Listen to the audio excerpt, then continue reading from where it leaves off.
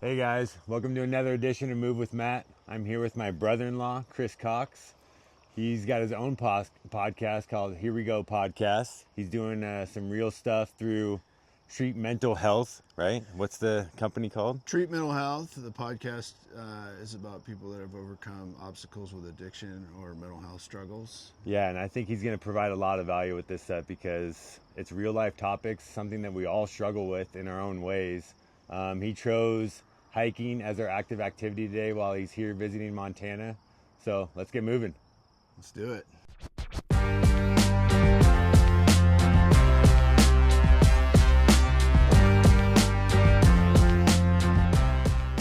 So everything that you've gone through in your life, your experiences, what made you jump into this space to kind of help everyone else kind of figure out the path that they needed to go and get where they wanted to get to? Well, it's kind of an accident. I mean, part of like being in recovery is once you kind of get to a point where you kind of start figuring things out and getting your stuff together, is giving back, and it's really helpful for your own recovery when you start just giving back to other people. You know, they talk about the 12 steps. That's step number 12 is carrying the message to other people. But getting in the mental health and addiction space as far as a career goes, it kind of happened by accident. I was in a whole nother space and COVID hit and it kind of killed that business. Yeah. And I really was not a stay-at-home quarantine kind of guy. Yeah. And I had a friend that owned a treatment center, and I kind of always told myself I wasn't going to work in treatment. And it's just kind of funny how things work out. When I say I'll never do something, I end up doing it. I know, exactly. So I jumped into space and ended up falling in love with it. And I'm gonna butcher this quote, but I heard this one time and it really resonated with me. And the quote is something like, "The person that you're supposed to become in life is the person that's gonna help the old you the most." yeah, You know what I'm saying? Yeah. So if you've gone through certain things in your life, the person that you're supposed to be is that guy that's could have been the one to tell you, hey, this is not the right path. Right. I've already been down this path. Yeah, and not only that, sometimes the universe or God or whatever you want to call it just lines things up differently than your own plans. Exactly. And, I think it's important to kind of pay attention to what's going on and what's out there and what the next steps are. Yep.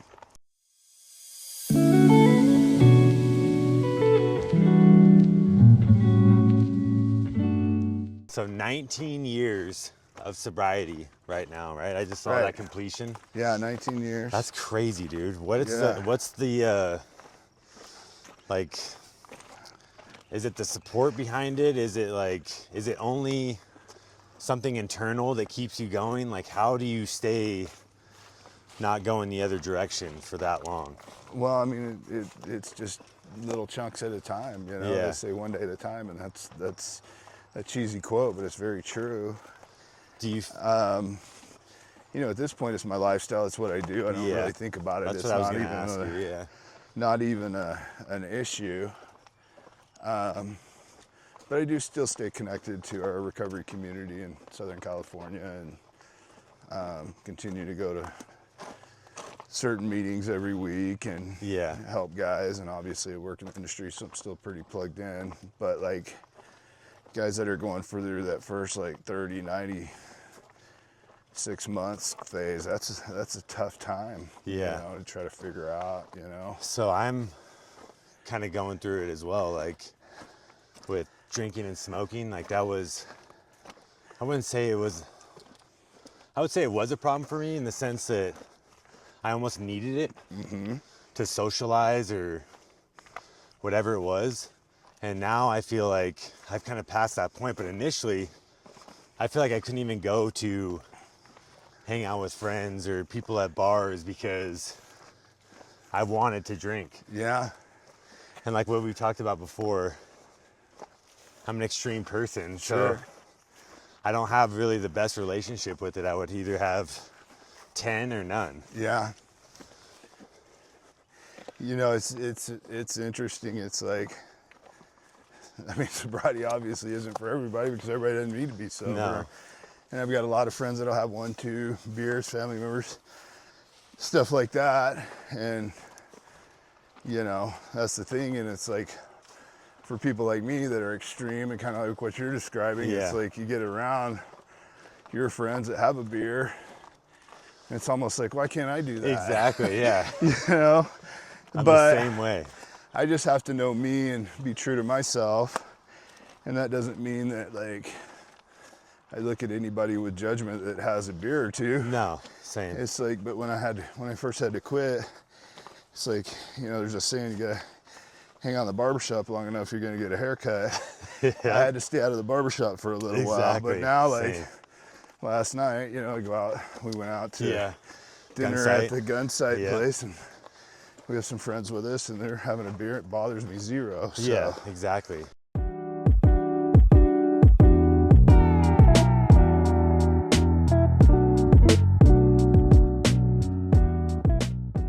For me growing up, family, friends, everyone drank. Like that was the thing to do. Parties, family, friend events, whatever it was like they were drinking to have fun. So now that obviously you guys don't do it, your family doesn't do it, how do you like are you very upfront with the kids about like what you've gone through? And like, do you try and keep them out of how do I even say this? How do you do you want to expose them to like gun sight, for instance, last night?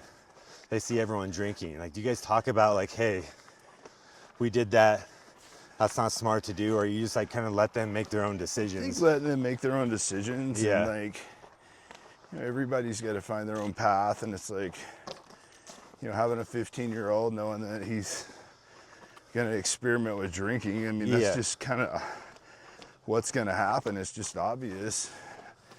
And just hoping that,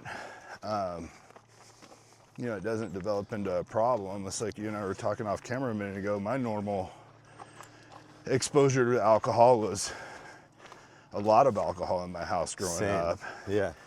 Whereas, like, going to gun sight last night, you know, the guy family we were with, the guy had one beer, you know? Yeah, exactly. And if my kids can drink like that, then more power to them. Yeah. You know, my oldest, you know, he has zero problems with alcohol, and I know he has a beer every now and then. And, Yeah. you know, I think it's, as a parent, it's just important that you do the best you can to be safe with it, and your kids feel comfortable as much as possible. Yeah. Like talking to you if something goes wrong. And I think the big scary thing is driving under the influence. So them just understanding they can call us anytime and we'll pick them up is the thing. So.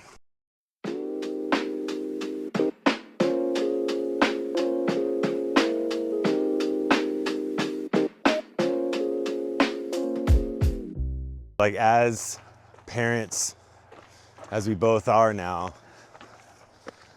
do you feel like parents play a huge role in the kids' direction in life? Oh, absolutely. Yeah, like being present. I think being present, you know, obviously having teenagers, if anybody's had teenagers knows how complicated that can be. You know, but there is like, you know, I'm friends with our principal at the high school down the street from where we live, and you know, he had a really good point the other day. I was talking to him. It was like, parents nowadays really have no excuse for not knowing where your kids are at all times. I know. With technology. So true. And I think it's important to do the best you can to surround your kid with other families and kids that are positive and doing things that are positive, and you know, staying on top of your kids' grades. And you know, I think it's there's a real balance between being your kid's parent, being your kid's friend. So that's what I was just gonna ask you, because do you feel like, for me at least growing up, Dad, this one's for you, man, because he would like instill like a healthy sense of fear into me. Mm-hmm. Like he wasn't my friend growing up, and I knew that if I was to cross whatever line that was that he established, I knew there was going to be some consequences. Sure. Doesn't mean it was like a spanking or a hit or anything, but there was going to be something that I faced, you know what I mean? And I feel like we're kind of losing that maybe a little bit as a society of... I don't know, some parents are and some parents aren't. I think a little bit of healthy fear is a positive thing. I think a lot of fear is a negative thing. I agree with that, yeah.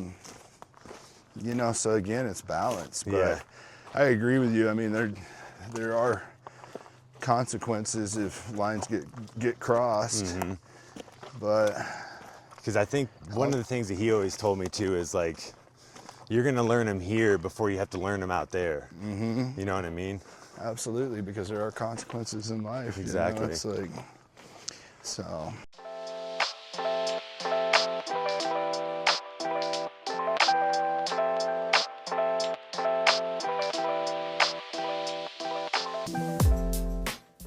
So, in the line of business you're at or in, how can you tell with like somebody who's got a serious problem, serious addiction versus somebody that may be just coping with maybe a hard time in their life?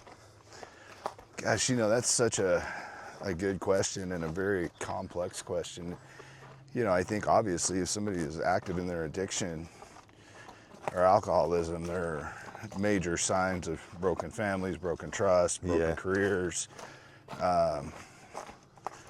Generally, there's some dysfunction in the people around them that are close, but there's also people that are just having a hard time. You know, I work in mental health as well, and that's something that's really a taboo subject to talk about with some people and some cultures and some, you know, societies, like, you know, especially growing up as men, and like, you know, this month is Mental Health Awareness Month for men, and it's like, you know, we're taught to just tough it out and grit through things and not talk about our feelings. Not talk about our feelings and all that kind of stuff. And so, you know, everybody has mental health. It's just like we all have physical health. It's just where are you on the spectrum? Mm-hmm. And so, you know, I guess the short answer to that question is, you know, professional assessments tell a lot. Yeah. You know, if somebody is very active in addiction, it's very obvious. If somebody's really struggling with their mental health, sometimes it's not so obvious, and that's a scary thing, because sometimes it doesn't end very well when people keep that to themselves. Yeah.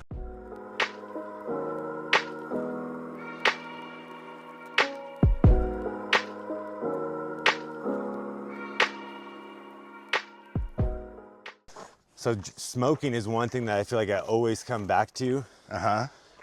Because of just everything I've been through in life. Do you think that's like an addiction that I've created for myself when like my feelings get too rough for me or something? Like it's hard for me to really put into words because I don't know why I like will go back to that when I feel like, oh my God, I'm so stressed or I'm feeling like shit. Whatever the case is, I'm like, I'm gonna smoke a joint or have a gummy or something. You know what I mean? So what would be like your professional assessment on that? Well, I mean, my professional assessment or my assessment, I don't know about professional, is addiction is something that you can't stop once you start. And so coping mechanisms are a little bit different, and they can be healthy or unhealthy. And so that's something that kind of everybody has to come to that conclusion on their own. And is it having an adverse effect on your life? Are you avoiding things? Yeah. By doing that? Because I will go, like I went a full year without it. Didn't think about it. Right. And then I was like, you know what, I'll take a little puff. Mm-hmm. And then it turned into, oh, I still have some left. Maybe I'll have another puff. Right. And then it was like, okay, well now I want to have some more. Like every couple days, and sometimes it would be like I'm gonna have a puff every day. Yeah.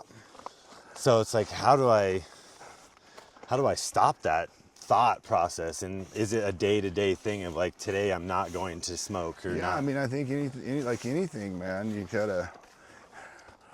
gotta stop the thought process by stopping. If that's what you decide to do, and understanding, like, at first the brain's wired to want that relief. It if is. that makes sense. For sure. And it takes a minute to Yeah, how do you get rewire yourself. that? And I think like doing other like activities, mindfulness activities, like what we're doing now, hikes, walks. For sure.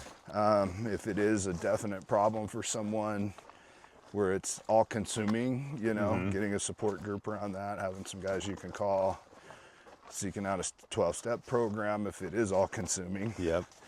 But I think that, you know, the biggest thing to, if it's just a bad habit, to replace a bad habit is to replace it with a good habit. Yeah. You know, if it's an addiction, and that's a whole nother can of worms. Yeah, that dude. It's extremely complex, and for people like me, it took a lot of work, you know, through the 12-step programs, through getting help, and really diving into all the issues and the trauma that's underlying that I'm covering up with that stuff. So we've talked a little bit about being men. We can't hold our feelings in, or we have to hold our feelings in. Can't talk about our emotions. How do we break that damn curse? Well, I think it's important to know that, like, you can't just walk around crying all day and sniveling, but then I think it's also important to have a safe place to go. For sure. And like for me, I have like a core group of like 4 or 5 guys that I can be real and honest with. You know, personally, That helps. I go to therapy monthly, Yeah. whether I need to or not. Yeah. And that's helped kind of like figure out, because like even like starting out and being able to just describe what's going on or what's happening, good or bad, it's complicated, you know, For sure. because we're not wired and programmed that way. No. I know. Where did that even come from? Because to be honest, Erin calls me this all the time. She calls me an onion Yeah. because I'm tough on the outside and you got to peel all those layers off to get to the inside of the gooiness. And to my core, I'm an emotional guy and like a passionate guy. Yeah. But we're taught to like suppress those feelings. Well, not only were we taught to suppress those feelings, it's like through athletics and Yeah. just being raised, we're taught like there's 2 emotions that are okay, and that's getting fired up and having joy and getting pissed off and being angry. Exactly. But under pissed off and being angry, really, talking about the onion, there's a lot of things under that. Yeah. Fear, sadness, insecurity. Anger, fear. Yeah. You know? Yeah. So I think it's important to like be able to recognize that stuff. But also as men, we're here to, you know, drive our families forward and be partners to our wives. And I think it's also important to be able to control and have some healthy ways to express emotions without it coming out sideways. I mean, a lot of guys will just get pissed off and fly off the handle, including myself. Same, So, because that's you what know. I do, dude. I'm a boiler. I'll just like internalize everything until I can't hold anything else in. right?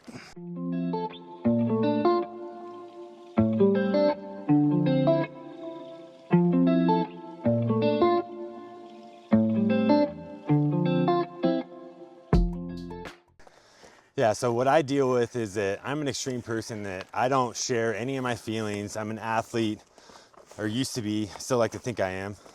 I'm very aggressive.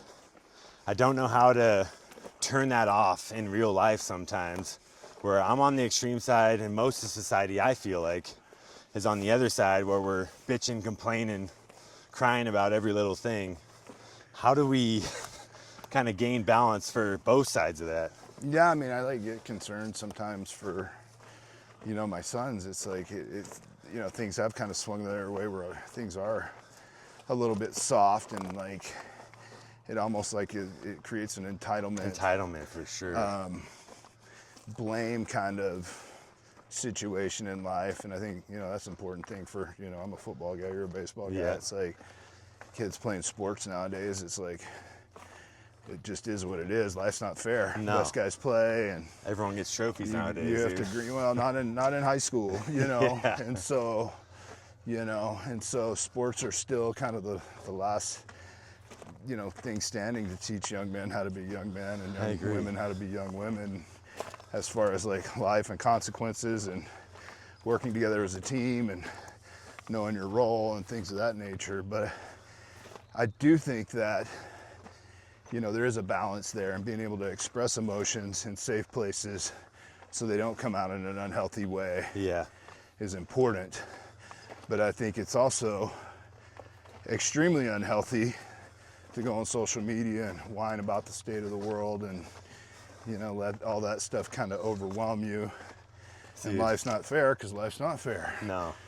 I don't know. Have you felt that at all with your growing social media presence? Just because, I don't have that many followers, but I see it with people day to day that hate that I'm a realtor. I'm selling Montana, pricing the locals out. Somebody's always complaining about something. I think the more exposure you get, the more criticism you get, and that just kind of goes with the territory. I agree. And whatever happens. But somebody like me who wants to go back at him. Yeah. Aaron has to stop me sometimes from Yeah, well, I think that talking about social media, is it healthy to go back at them? No. Sometimes does it help your algorithm and your, exactly, yeah. and your and people jumping in on your site? Sometimes some little conflict. The rage bait or whatever it's called. From a marketing standpoint on social media is not a bad thing. I know. And having a little controversy, as long as there's no name calling or getting really sucked into it. Yeah, getting really sucked into it, where after you put the phone down, it's in your brain. But exactly. Yeah, I think people feel very comfortable hiding behind a keyboard, saying things just like they do in their cars when they get road rage and want to pick a fight. So okay, so it's 2025 now. How has mental awareness changed since maybe you got into the space, and what's one thing you would say we still need to improve on? I think it's gotten better. I still think there are pockets of, tough it out. Yeah. You get a lot of comments online about you just need to do things on your own and get through it. I did it on my own, but kind of my comeback to all of that is we're not wired to do things on our own. Yeah. We're not wired to be alone, and that's evident by people that are locked up in solitary confinement that start having major mental problems. Absolutely. We're meant to go through this life together. Yep, it's community. So I think it's getting better. In certain spaces, it's still pretty tough for people to talk about. I think the younger generation is getting better talking about things. Yeah. But yeah, 2025, here we are. I know. So isn't that crazy? And also, being in Montana right now, we're on this beautiful hike overlooking Whitefish Lake. Do you use nature, the outdoors, as an escape with your community, with your people, to kind of re-engage with each other and help each other out? Yeah, I think so. I think the whole reason I'm here is having the opportunity to put a pause on life and come out and be in nature with you guys. Yeah, absolutely. Really reset. And I think for me, if I was able to, I'd come out here once a month and I know, right? walk around these mountains. It's so gorgeous and so beautiful, and the state is such a pristine, untouched place. It really seems is. like. Yeah. We have, where I live, our own nature. We have the Pacific Ocean and a lot of beautiful places around there, but it's pretty densely populated. I think that one of the fascinating things I read about Montana is this is the 4th largest state as far as landmass goes, but there's only 1 million people in the whole state. I know. Which is a third of the people that live in my county, in Orange County. Isn't that nuts? So being able to be out here is just, it's a reset and gorgeous.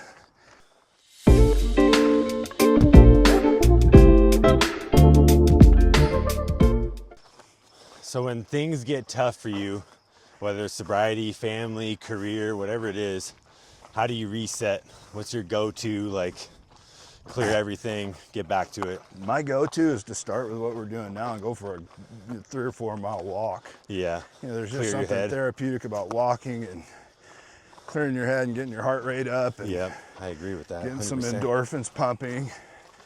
You know, obviously I talked about, you know, my 4 or 5 core group of friends, always talking to them.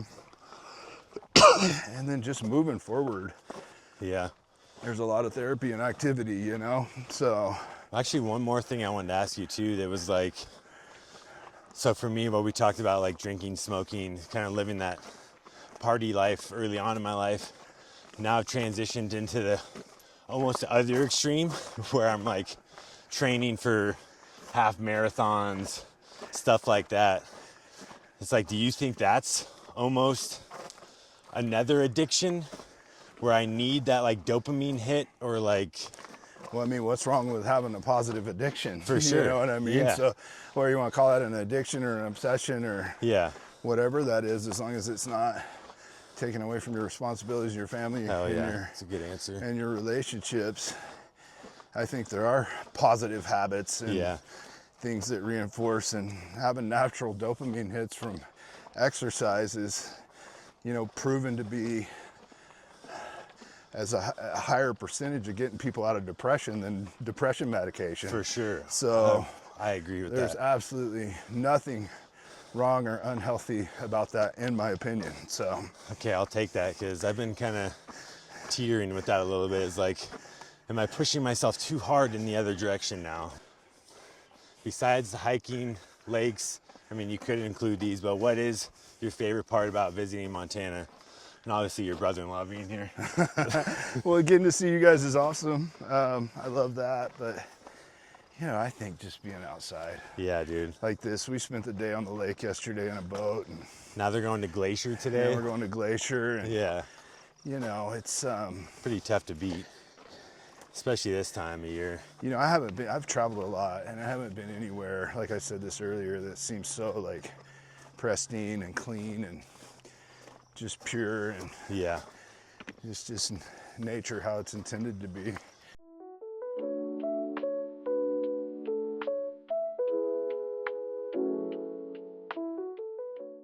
So what legacy do you want to leave behind when it comes to career, family? What do you want, what's your imprint left on the world? Oh gosh, I think my most important and biggest purpose is being a father, and you know, just hoping that Raise good people, huh? we raise good people that contribute and you know, are caring, loving, honest, hardworking people. You know, I think as a career, I want to help as many people as possible, and you know, in my line of work, there's a lot of victories, but there's also a lot of I can imagine, dude. you know, sadness and things that, you know, Yeah. maybe don't end the way that they should. You know, it's a life or death deal a lot of times, especially now with the fentanyl epidemic, which Yeah. fentanyl is the #1 killer between 18 and 35 right now, and it's not. Yeah, hardly is that ever like a talked new about. thing?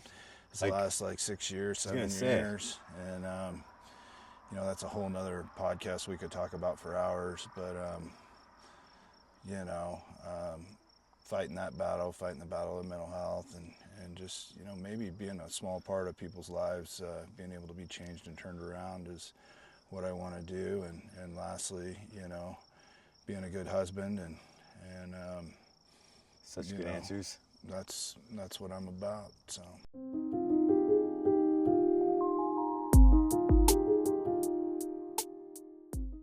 All right, guys, that concludes another episode of Move with Matt. We did 3.5 miles out here. 3.6. Yeah. Don't cheat us. Had some good conversation. But if any of you guys are struggling or dealing with anything, reach out to Chris here. Where can they find you at? They can find me on my Instagram, Chris M. Cox 72. Hopefully on some of these reels you put up, we could collaborate and find me through your Instagram. Yeah, absolutely. And my phone number is 949-300-1756. Yeah, dude, hit him up. He's a really good dude, an honest dude. He's been through a lot, and he's always willing to help. So Till next time, you guys, keep moving.